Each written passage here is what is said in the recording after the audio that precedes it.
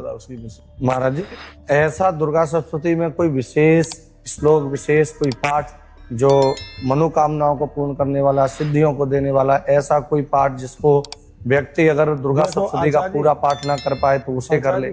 सिद्धियों के लिए तो मंत्रों को सिद्ध करने के लिए कुंजिका स्तोत्र है जी, ठीक है, और मैया जी को प्रसन्न करने के लिए 32 नाम है दुर्गा, जिससे मैया अपने आप में बहुत ज्यादा प्रसन्न हो जाती है। और तो मनोवांछित फल प्राप्त चाहते हैं तो मैया जी के अष्टोत्तर 108 नाम है दुर्गा सप्तशती में, और ये बहुत अद्भुत है। और मैं कहूँगा जब आप पाठ पूरा हो जाए तो मैया जी को जरूर बोलिए, मत्स्य महापातकी नास्ति पापग्नि तो समान ही एवं ज्ञात्वा महादेवी यथा योग्यम तथा। मैया बहुत राजी होती है। दुर्गा सप्तशती में ही लिखा है, ददात वित्तम पुत्रांश मतिम धर्मे गतिम स्वाम।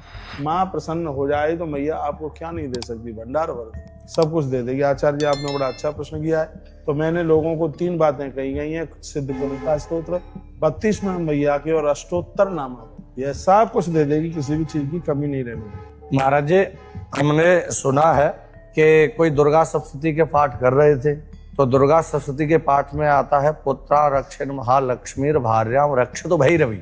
वो पाठ करते करते उनसे एक अशुद्धि हो गई, रक्षतु की जगह पर भक्षतु उन्होंने बोला, और बोलते हैं कि अनुष्ठान जब पूर्ण हुआ तो उनकी पत्नी चली गई।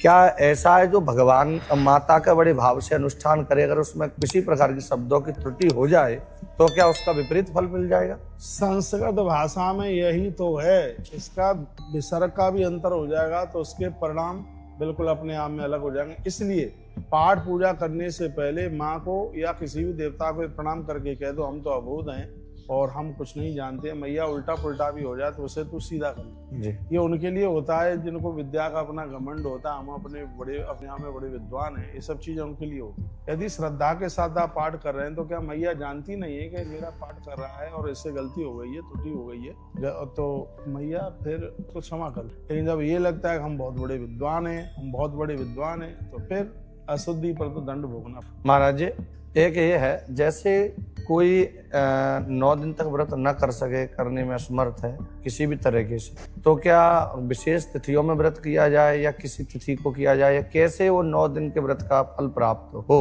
लिखा स्पष्ट लिखा, अष्टम्याम च विशेषेण कर्तव्यम पूजनम सदा।